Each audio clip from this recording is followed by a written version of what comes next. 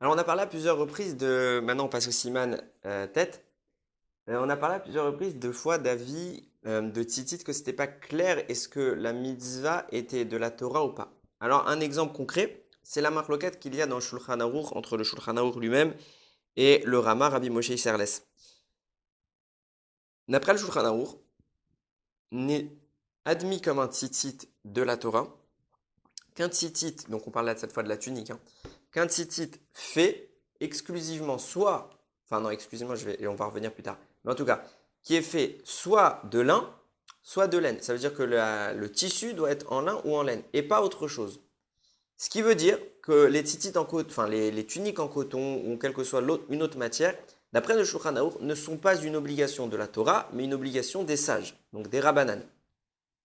Le Rama, d'autres ne sont pas d'accord, et le Rama tranche comme eux, et estime que tous les tzitzit sont des oraita, donc n'importe quel tissu qui constituerait notre talit serait une mitzvah de la Torah. Alors, il est évident, et c'est comme ça que c'est le plus répandu, que pour le talit gadol, on ne voit pas beaucoup de nos jours de talit fait avec autre chose que de la laine pure, mais ce serait un problème, d'après le Shulchan Aruch, de mettre autre chose. Donc, soyons toujours pointilleux sur ça, de mettre un talit au moins gadol toujours en laine.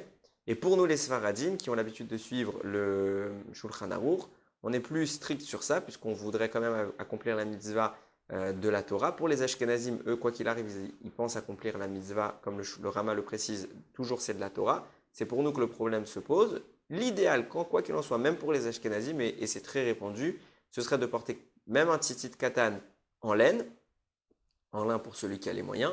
Bon, on pourra en parler plus tard parce qu'il y a d'autres soucis qui peuvent se poser. Mais de porter toujours un tzitzit en laine pour accomplir la mitzvah de la Torah et d'avoir le srout de porter en permanence, d'accomplir la mitzvah et de porter en permanence le tzitzit. D'après ceux qui pensent, donc comme le Shulchan Aruch, qu'il faille porter un tzitzit exclusivement en laine et que le coton ou quelle que soit l'autre matière ne suffisent pas pour faire la mitzvah de la Torah, il faut bien définir que n'est appelée laine que la laine de brebis ou de bélier. Ok?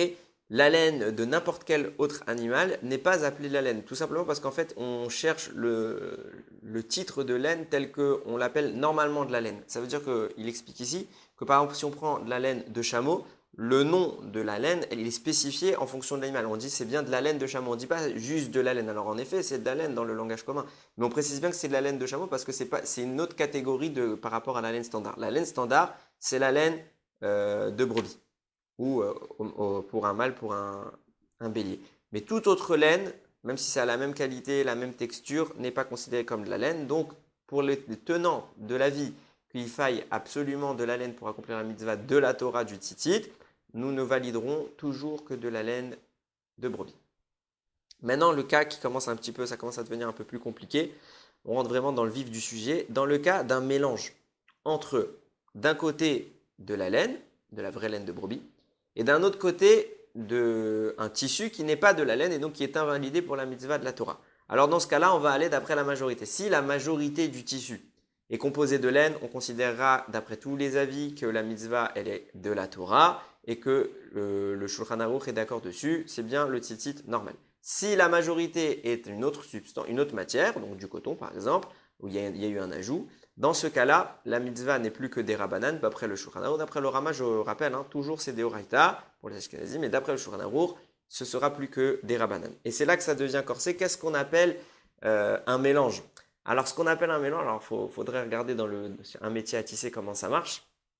Il y a deux niveaux. Il y a la confection du fil en lui-même et il y a la confection du tissu.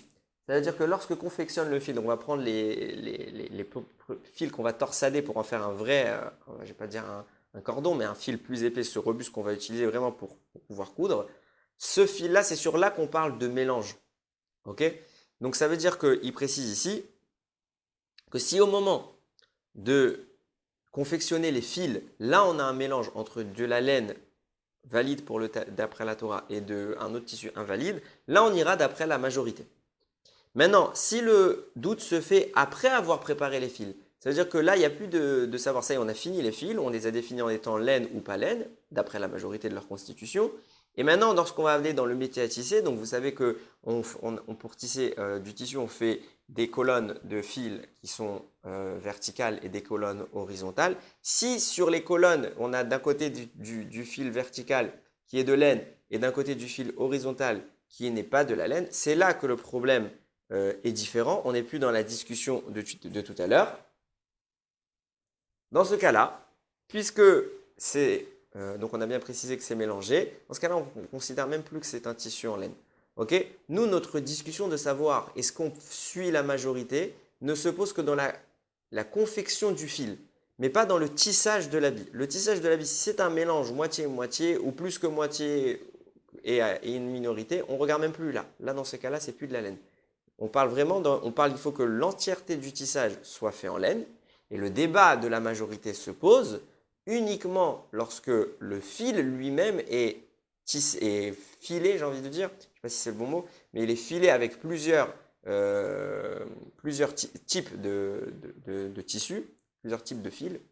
Et dans ce cas-là, s'il y a un vrai mélange, on suivra la majorité et c'est ce qui nous orientera pour indiquer la qualité du fil. Mais pour le tissage de l'habit, on ne suit plus la majorité. Si c'est un mélange, ce n'est plus un tzitzit de la Torah. Il restera au moins des rabbanan pour les Sfaradim et de toute façon, encore une fois, pour les Ashkenazim, la question ne se pose pas. Baruch Adonai Leolam. Amen ve Amen.